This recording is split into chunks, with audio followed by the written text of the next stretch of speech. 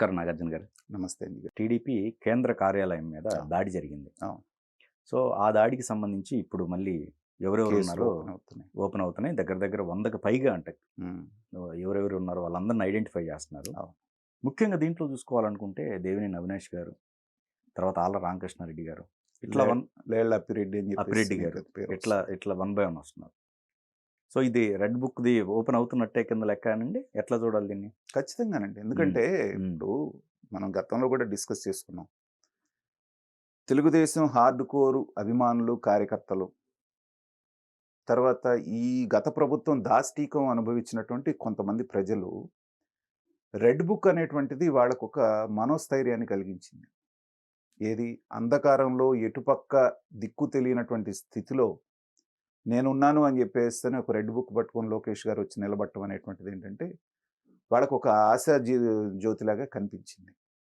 అయితే అధికారంలోకి విపరీతమైనటువంటి మెజారిటీతో 164 రావటంతో వీళ్ళందరూ ఎక్స్పెక్ట్ చేసింది ఏంటంటే ప్రమాణ స్వీకారం అయిన మరుసటి రోజు నుంచే వీళ్ళు మొదలు పెడతారని చెప్పేసి అనుకున్నారు. కానీ అది అలా జరగదని కూడా నేను గతంలో చెప్పాను. అలా జరగకూడదు కూడా. ఎందుకంటే మీరు గవర్నమెంట్లోకి వచ్చిన తర్వాత మీ ప్రాధాన్యతలు చాలా ఉన్నాయి. రాష్ట్రం అనేటువంటిది రావణ కాష్టం అయిపోయి 20 సంవత్సరాలు వెనకబడిపోయింది అభివృద్ధిలో. కాబట్టి తాడెక్కడుంది, బొంగరం ఎక్కడుంది ఇవన్నీ వెతుక్కున్న తర్వాత దీన్ని ఒక ఆర్డర్‌లో పెట్టిన తర్వాత వీళ్ళెక్కడికి పోతారు? నిదానంగా చూడొచ్చు కదా! అని ఆ రోజున అనుకున్నాం. అనుకున్నట్టుగానే దగ్గర దగ్గర మనకు ఒక 20 రోజులు అయిన తర్వాత స్లోగా కార్యాచరణ మొదలైంది. పోలవరం మీద ఒక క్లారిటీ తెచ్చుకున్నారు. నిపుణులొచ్చారు. వాళ్ళు చేస్తున్నారు. అనుకున్న స్థాయిలో డ్యామేజ్ జరగలేదు. దాన్ని రెక్టిఫై చేసే అవకాశం ఉంది. ఇమ్మీడియేట్‌గా వర్క్ చేసేటువంటి అవకాశం ఉందనేది కూడా మనకు కనపడుతోంది. అదొక శుభవార్త రాష్ట్రానికి. హ్మ్. అలాగే అమరావతి పునర్నిర్మాణం ఎక్కడుందనేటువంటిది దాని మీద కూడా ఈ రెండిటి మీద వైట్ పేపర్ వచ్చేసింది. సో, దానికి కావాల్సినటువంటి కార్యాచరణ కూడా మొదలైపోయింది. లా అండ్ ఆర్డర్ రీషఫ్లింగ్ ఏదైతే ఉందో ఐఏఎస్‌లు, ఐపీఎస్‌లు వీటన్నిటి కూడా కొంతవరకు పూర్తి స్థాయిలో జరిగిందని నేను అనను గానీ, చాలా వరకు జరిగింది. ఇప్పుడు 1 బై 1 మీరు చూడండి మనమేమనుకున్నాం రెడ్ బుక్ పట్టుకున్నాడు కాబట్టి చంద్రబాబు నాయుడు గారు, లోకేష్ గారు మొదలు పెడతారు కార్యాచరణ అనుకున్నాం. ఆసక్తికరంగా మన పవన్ కళ్యాణ్ గారును, నాదెళ్ల మనోహర్ గారు మొదలుపెట్టారు కార్యాచరణ. ఆ! పట్టుకోవడమే 2 భయంకరమైనటువంటివి. అవును. ఎర్రచందనంది ఒకటి పవన్ కళ్యాణ్ గారు, ఈ రేషన్ బియ్యందేమో నాదెళ్ల మనోహర్ గారు. అవును. ఈ రెండే ఎంత భయంకరమైనటువంటి ఇది చేస్తున్నారు. మొన్న పట్టుబడ్డటువంటి ఎర్రచందనమే ఎక్కడ నేపాల్‌లో 300 కోట్లు ఉంటుందండి చైనా మార్కెట్‌లో దాని విలువ.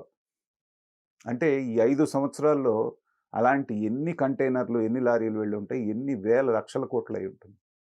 సో, ఆ స్కామ్స్ అన్నీ బయటకొస్తున్నాయి.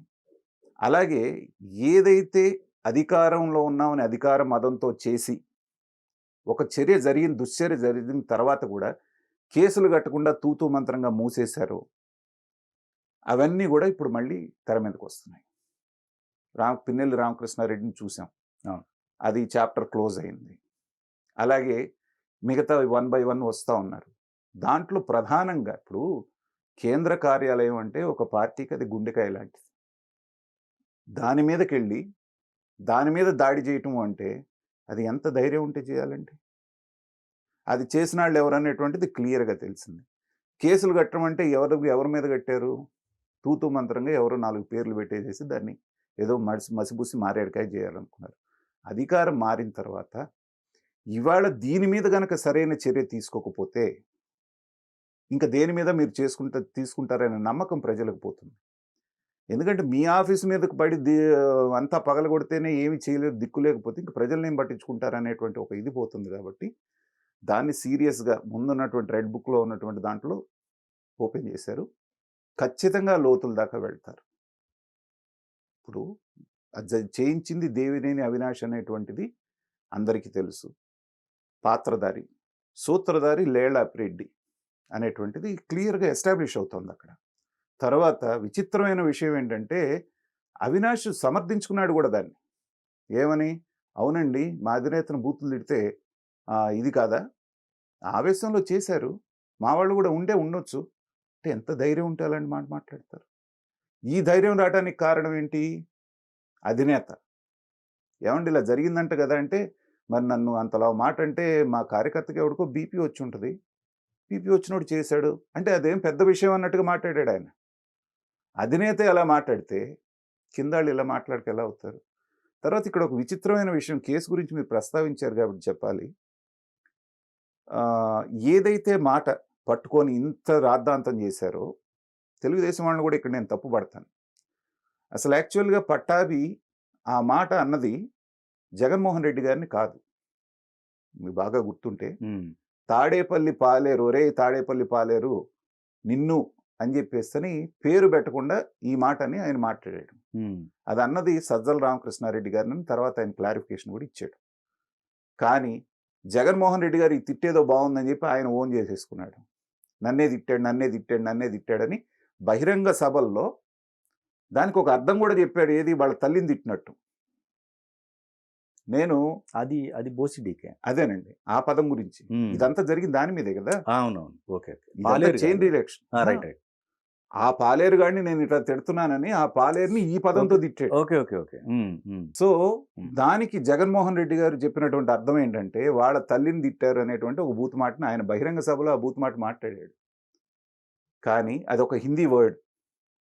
నేను మధ్యప్రదేశ్లో పోస్ట్ గ్రాడ్యుయేషన్ చేసినాడు, నాకు హిందీ వచ్చు. దానికి అది బూతే, దానికి వేరే అర్థం ఉంది. ఇది కాదు అసలు. దాన్ని అర్థాన్ని మార్చి జనానికి ఏదైతే కోపం వస్తుందో, జనం ఏ పదం వింటే రెచ్చిపోతారో ఆ పదాన్ని ఆయన దానికి అన్వయించుకొని తనని అనకపోయినా దాన్ని తనకే అన్వయించుకొని నన్నే అన్నారని చెప్పేసి ప్రచారం చేసుకొని ఇంత రాద్ధాంతం చేశారు. తెలుగుదేశం వాళ్ళు ఏం చేస్తున్నారు?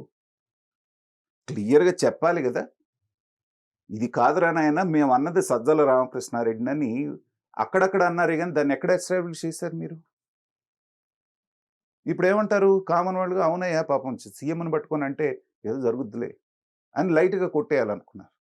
కాబట్టి ఇప్పుడు విచారణలో అన్నీ బయటికి రావాలి.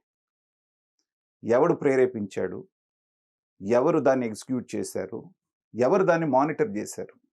మీరు చూడండి ఆ సంఘటనలో ఒక పోలీసును కూడా పట్టుకున్నారు తెలుగుదేశం. అవును, అది కూడా వీడియో రిలీజ్ అయింది. అవును, ఇప్పుడు దగ్గరుండి చేయిస్తున్నాడు. అదేమంటే ఇంటెలిజెన్స్ వాళ్ళు అక్కడ ఏం జరిగిందో చూడటానికి కోసం. అక్కడ జరుగుతుందని నీకు ఎలా తెలుసు? అంటే ముందుగా నీకు ఇన్ఫర్మేషన్ ఉంటేనే కదా. ఇంటెలిజెన్స్ ఇన్ఫర్మేషన్ ఉంటే ఏం చేయాలి? నువ్వు వెళ్ళి పర్యవేక్షించాలా? దాన్ని ఆపడానికి మీ పోలీస్ ఫోర్స్ని తీసుకురావాలా? సో అది గవర్నమెంట్ స్పాన్సర్డ్ అటాక్ అనేటువంటిది మనకు అక్కడ క్లియర్గా తెలుస్తుంది. కాబట్టి అన్ని వివరాలు బయటకు వస్తాయి. మనం చూస్తున్నాం ఇంతకు ముందు రాయలసీమ ఫ్యాక్షనిజం ఎలా ఉండేది అంటే, ఒక మర్డరు ఒక నాయకుడు చేయించాడు అనుకోండి, ఆయన పట్టుకుపోయేవాడు చేసినాడిని. వాడిని ఎంత జావగొట్టినా నాయకుడు పేరు చెప్పేవాళ్ళు కదా వాళ్ళు. ఎందుకంటే వీళ్ళు అష్యూరెన్స్ ఇచ్చేవాళ్ళు నాయకులు, నీకేం పర్వాలేదురా, నువ్వు మా కోసం సాక్రిఫైస్ చేస్తే నీ కుటుంబాన్ని పిల్లల్ని మేము చూసుకుంటామని. రోజులు మారాయి. ఇవాళ ఏ నాయకుడి కోసం ఎవడు ప్రాణాలు ఇచ్చే లెవెల్లో లేడు. లోపల తీసుకెళ్ళి 4 బీకితే మొత్తం పేర్లతో సహా బయటికి చెప్తున్నారు. అదే మనం ఢిల్లీ లిక్కర్ స్కామ్లో చూసాం. కొట్టాల్సిన పని కూడా లేదు. నిన్ను అప్రూవర్గా మారిస్తే చాలరా, నీకు బెయిల్ ఇస్తాము, శిక్ష తగ్గిస్తామంటే పోసగుచ్చినట్టు చెప్తున్నారు. అలాగే వివేకానంద రెడ్డి గారి హత్య కేసులో కూడా అప్రూవర్గా మారినటువంటి దస్తగిరిని మనం చూసాం. నీకు శిక్ష తగ్గుద్ది, బెయిల్ ఇస్తామంటే మొత్తం చెప్పాడు. ఈ కేసులో కూడా చెప్తావా, చెబితే శిక్ష తగ్గుద్ది, లేదంటే పోలీస్ ట్రీట్మెంట్ ఉంటుందని కనుక గట్టిగా అంటే అందరు నాయకుల పేర్లు బయటకు వస్తాయి. పేర్లు బయటకు వచ్చిన మరుక్షణాన్ని వాళ్ళందరూ లోపలికి వెళ్తారు. చేసిన పాపం లా ఆఫ్ కర్మ అని ఒకటి ఉంటుందండి, కర్మ సిద్ధాంతం. మీరేం చేస్తే అది వడ్డీతో సహా తిరిగి మీ దగ్గరికి రావాల్సిందే. టైం కొంచెం పట్టొచ్చు, ఆ టైం ఇప్పుడు వచ్చింది. ఇప్పుడైనా దాన్ని సీరియస్గా తీసుకొని ఎగ్జాంపుల్ సెట్ చేయాలంటున్నాను నేను. ఇంకొకసారి ఇలాంటి క్రైమ్ చేయటానికి ఈ ఉదాహరణ చూసి భయపడేంత కఠినంగా ఉండాలి దీని మీద యాక్షన్. అప్పుడు మాత్రమే మీరు రెడ్ బుక్ ద్వారా వాళ్ళకి కల్పించినటువంటి ఆశలు ఏవైతే ఉన్నాయో వాటిని మీరు ఫుల్ఫిల్ చేసినట్టు అవుతుంది. దాన్ని ఎలా చేస్తారనేటువంటిది మీ చేతిలో.